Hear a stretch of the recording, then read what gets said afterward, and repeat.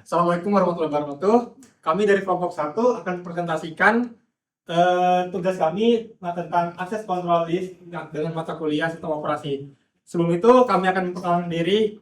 Saya Nijat Atria Pranata dengan NIM 10303243006 dan teman saya Arsya Brahmantio Wibowo dengan NIM 10303430021. Perkenalkan, nama saya Zaidan Kamil Munadi dengan NIM 103032430014. Perkenalkan, nama saya Fauzan Robi dengan NIM 10303030079. Oke, baik. Di sini kami akan mempresentasikan dimulai dari saya sendiri akan menjelaskan di bagian pendahuluannya. Oke, baik. Di pendahuluan akses kontrol ini saya akan menjelaskan. Jadi, akses kontrol adalah sebuah mekanisme keamanan yang digunakan untuk mengatur dan juga membatasi akses pengguna terhadap sumber daya komputer itu sendiri. Dalam sistem operasi modern, akses kontrol dapat menjadi komponen yang fundamental karena sistem operasi biasanya digunakan oleh banyak pengguna, banyak aplikasi, dan juga banyak proses yang berjalan secara bersamaan.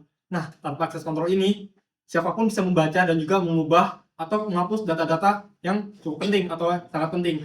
Nah, tujuan utama akses kontrol ada beberapa. Yang pertama adalah integritas atau integrity. Nah, di sini artinya itu data harus tetap benar, utuh, dan juga tidak boleh diubah sembarangan. Contohnya itu hanya administrator yang bisa mengubah file sistemnya. Lalu yang kedua adalah kerahasiaan atau confidentiality, yaitu merupakan misalnya hanya boleh dilihat oleh para pihak yang memegang atau memiliki pihak izin. Misalnya file konfigurasi sistem itu tidak boleh diakses oleh pengguna biasa. Lalu selanjutnya ada ketersediaan atau availability, yaitu artinya sumber daya tetap dapat digunakan oleh para pihak yang berhak ketika dibutuhkan. Lalu selanjutnya ada pengendalian akses dan pengguna proses. Nah, itu seperti semua pengguna itu dapat mengakses dan juga melakukan pemrosesan. Nah, lalu yang terakhir ada perlindungan sistem operasi modern. Nah, jadi intinya adalah akses kontrol itu menjaga agar akses dalam sistem itu tidak liar, tetapi juga berjalan sesuai dengan izinnya dan aturan yang telah ditentukan. Oke, boleh di next. Nah, untuk konsep dasar dari akses kontrol itu sendiri, ada 3 elemen. Yang pertama adalah subjek, ada objek, juga ada operasi. Dan yang tambahan yaitu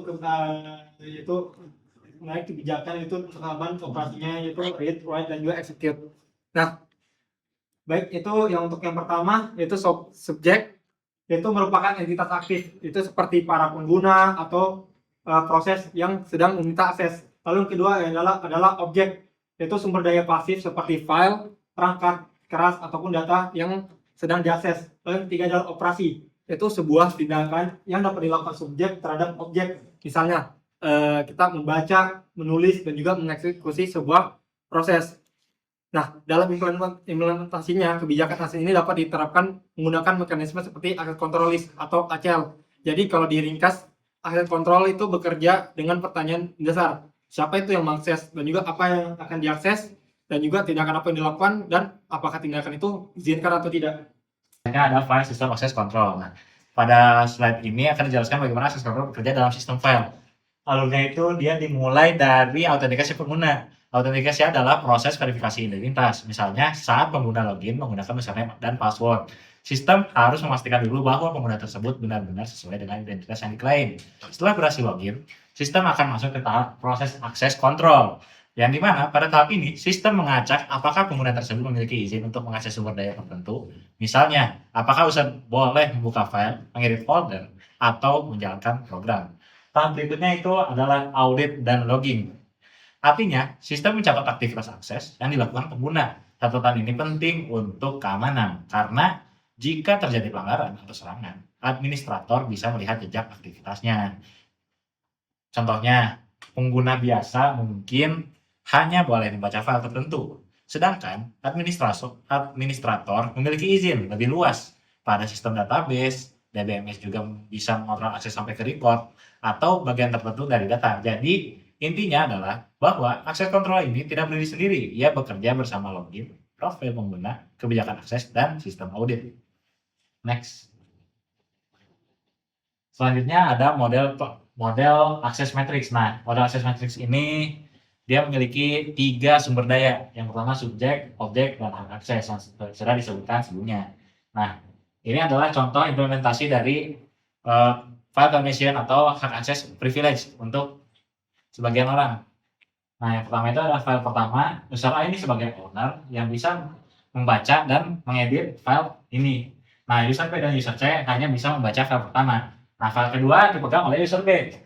Dia bisa mengedit dan membaca, tapi tidak bisa diedit oleh user A dan user C. Lalu yang file ketiga ini dimiliki oleh user A kembali. User A kembali ini dia memiliki hak akses untuk mengedit, membaca. Sedangkan user B memiliki hak akses untuk membaca dan mengedit, tapi bukan pemilik. Lalu user C ini dia tidak diberikan akses sama sekali. Next. Lalu yang selanjutnya ada model akses control policy. Nah, akses control policy ini apa? Akses control policy ini yaitu akses maksudnya metode yang dia itu memiliki aturan. Nah, aturan yang pertama itu ada DAC atau yang bisa disebut discretionary access control. Nah, DAC ini adalah kontrol akses berdasarkan identitas. Pemohon dan aturan otorisasi verifikasi identitas pengguna saat login. Yang kedua ada MAC atau mandatory access control. Nah, MAC ini apa sih? MAC ini adalah model kontrol akses yang lebih ketat dibanding DAC. Pada MAC, hak akses ditentukan oleh kebijakan sistem dan administrator, bukan oleh pemilik sumber daya. Model ini menggunakan label keamanan atau security labels. Setiap objek memiliki label tertentu dan setiap pengguna memiliki tingkat izin atau clearance tertentu. Contohnya, label seperti top secret, dan confidential. Pengguna hanya boleh mengakses objek jika clearance pengguna sesuai dengan label keamanan objek tersebut. Lalu yang ketiga ada RBAC atau Role Based Access Control. Nah, RBAC ini adalah kontrol berdasarkan peran pengguna dalam sistem dan aturan akses yang diizinkan untuk peran tersebut. Dan yang terakhir ada ABAC atau Attribute Based Access Control, yang dimana ABAC ini adalah kontrol berdasarkan atribut pengguna, sumber daya, dan kondisi lingkungan saat ini. Next. Selanjutnya akan dijelaskan oleh teman saya, Harsha Bermaju. Pada slide ini kita akan membahas DAC, yaitu Discretionary Access Control. Nah, DAC sendiri adalah model kontrol akses di mana pemilik sumber daya memiliki kewenangan untuk menentukan siapa yang boleh mengakses sumber daya tersebut. Misalnya, dalam file system, pemilik file dapat mengatur apakah file tersebut bisa dibaca, ditulis, atau dieksekusi oleh pengguna lain. Ciri utama DAC, karakteristiknya yaitu pertama, dia bisa dikontrol aksesnya berdasarkan identitas pemilik sumber daya. Kedua, akses didistribusikan dan dikelola oleh owner atau pemilik filenya. Contoh, Unix permission yang tadi dijelaskan oleh Zaidan, ada read, write, and execute. Nah, kelebihannya di sini dia fleksibel dan mudah untuk diimplementasikan. Dan kelemahannya rentan terhadap Trojan horse dan juga privilege escalation. Selanjutnya pada model RBAC atau Role Based Access Control, di mana RBAC adalah model akses kontrol yang memberikan hak akses berdasarkan peran pengguna dalam organisasi. Dalam RBAC, hak akses tidak diberikan langsung kepada individu, tetapi diberikan kepada role atau peran individu tersebut. Kemudian, pengguna dimasukkan ke dalam peran tertentu. Contohnya, dalam sistem akademik, ada role admin, mahasiswa, dosen, auditor. Admin mungkin memiliki akses penuh untuk mengelola sistem. Mahasiswa hanya boleh melihat nilai dan mengisi data pribadi. Dosen boleh menginput nilai dan melihat daftar mahasiswa. Auditor hanya boleh membaca data untuk keperluan pemeriksaan. Nah, itu adalah contoh dari RBAC. Nah, keuntungannya dari RBAC ini adalah pengelolaan hak akses menjadi lebih mudah dan berstruktur. Jika ada pegawai baru, administrator yang cukup memasukkan pengguna tersebut ke role yang sesuai. Jika tugasnya berubah, ya role-nya tinggal diganti. Nah, RBAC juga cocok untuk organisasi yang besar karena hak akses dikelola secara centralized atau terpusat. Dengan cara ini, sistem menjadi lebih rapi dan risiko kesalahan konfigurasi bisa dikurangi. Jadi RBAC itu menjawab kebutuhan organisasi modern, bukan lagi si A boleh apa, tetapi role ini boleh apa. Selanjutnya, nah slide ini membahas tentang model Mandatory Access Control atau MAC. MAC adalah model kontrol akses yang lebih ketat dibandingkan DAC. Nah, pada MAC ini hak akses ditentukan oleh policy atau kebijakan sistem dan administrator, bukan oleh pemilik sumber daya. Model ini menggunakan label keamanan atau security labels. Setiap objek memiliki label tertentu dan setiap pengguna memiliki tingkat izin atau clearance tertentu. Contohnya seperti label top secret, secret, confidential. Pengguna hanya boleh mengakses objek jika clearance pengguna sesuai dengan label yang diberikan. Model MAC banyak digunakan pada lingkungan yang membutuhkan keamanan tinggi seperti militer, NASA, organisasi yang menangani data-data sensitif. Nah, kelebihan dari MAC adalah kontrolnya yang sangat kuat dan centralized. Pengguna tidak bisa sembarangan mengubah izin akses. Hal ini membuat sistem lebih aman dari kesalahan pengguna biasa. Namun kelemahannya dari MAC lebih kompleks dan juga kurang fleksibel karena semua kebijakan harus ditentukan secara ketat oleh admin. Pengelolaannya juga bisa lebih sulit dibandingkan dengan DAC. Jadi kalau DAC memberikan kuasa besar kepada pemilik file, maka MAC memberikan kuasa kepada sistem dan admin. Akses tidak berdasarkan kemauan pribadi, tetapi berdasarkan aturan resmi yang ketat. Oke, selanjutnya akan dibahas oleh teman saya, Fadli Rob. Baik, di sini saya akan menjelaskan terkait implementasi access control di sistem operasi. Nah, pada slide ini dijelaskan bagaimana access control diterapkan dalam sistem operasi modern. Pertama adalah Windows ACL. Pada Windows ACL, access control baik menggunakan access control list, yaitu daftar aturan yang melekat pada objek. ACL menentukan siapa saja yang boleh mengakses objek dan tindakan apa yang boleh dilakukan. Windows ACL juga dapat terintegrasi dengan Active Directory, sehingga pengaturan izin bisa dilakukan secara granular dan terpusat, terutama dalam lingkungan organisasi. Kedua adalah Unix atau Linux Permission. Unix atau Linux Permission menggunakan model permission berbasis RWX, yaitu adalah read, write, dan execute. Hak akses ini diberikan kepada 3 kategori, yaitu pada owner, group, dan others. Ketiga adalah SL Linux, yang kepanjangannya merupakan Security Enhanced Linux. SL Linux itu menerapkan di model MAC dengan label keamanan pada proses dan file. Dengan SL Linux, meskipun sebuah proses berhasil berjalan, aksesnya tetap dibatasi oleh kebijakan keamanan yang ketat. Selain itu, slide ini membahas terkait token dan capabilities, yaitu token akses berisi di daftar dan juga hak pengguna saat login. Kemudian ada ACL dengan Access Control List, yang itu merupakan dalam daftar aturan yang melekat pada setiap objek atau resource. Kemudian ada capabilities, di situ merupakan tiket yang dipegang subjek untuk mengakses objek tertentu. Dan terakhir adalah integrasi autentikasi, yang merupakan akses control untuk bekerja bersama mekanisme autentikasi seperti password, MFA, dan juga biometrik. Di sini ada juga contoh implementasi OSC seperti Windows ACL, Unix Permission, SL Linux atau MAC, dan juga capabilities itu sendiri. Selanjutnya,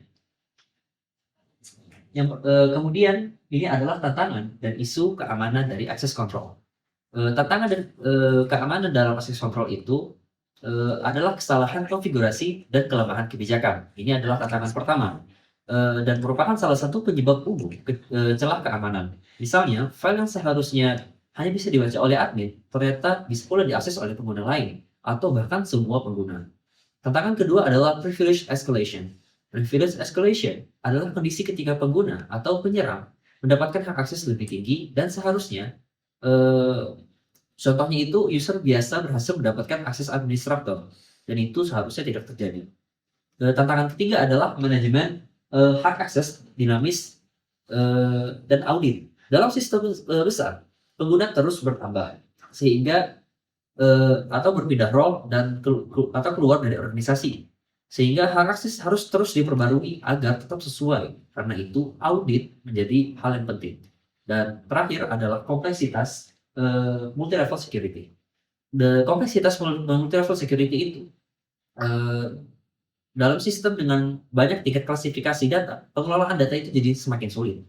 Jadi jika interaksi antar level tidak dikontrol, celah keamanan bisa muncul. Jadi intinya akses kontrol bukan hanya soal membuat aturan, tetapi juga soal menjaga aturan tersebut tetap benar, relevan, dan juga tidak membuat celah baru. Selanjutnya, kesimpulan dan referensinya itu, akses kontrol adalah pilar utama dalam keamanan sistem operasi. Dan akses kontrol memastikan bahwa hanya entitas yang berwenang dapat mengakses sumber daya sistem. Dengan akses kontrol, aspek kerahasiaan, integritas, dan ketersediaan data dapat dijaga. Dalam presentasi ini kita telah membahas beberapa model seperti DAC atau Discretionary Access Control. Itu merupakan kontrol berbasis kepemilikan. Kemudian ada MAC atau Mandatory Access Control yang merupakan kontrol berbasis label keamanan. Dan kemudian ada RBAC, itu adalah model berbasis peran yang cocok untuk organisasi karena pengelolaan akses lebih terstruktur dan efisien. Makanya dia merupakan berbasis peran. Implementasinya ini termasuk pada Windows ICL, Unix Provision, dan SL Linux. Dan itu implementasi dengan token dan capability tickets. Tantangan utama dalam akses kontrol tadi kan adalah kesalahan konfigurasi. Sehingga selain itu ada juga privilege escalation, audit akses, dan juga kompleksitas sistem besar. Sehingga harus dijadikan acuan. Dan referensi utama dari materi ini adalah William Stalling, Computer Security, Principle and Practice, yang di mana di awal disebutkan pada bab 15,3 tentang Operating System Security. 1, 2, 3. Sekian presentasi dari kelompok 1 untuk mata kuliah sistem operasi kami kali ini. Mohon maaf apabila ada salah kata. Terima kasih. Wassalamualaikum warahmatullahi wabarakatuh.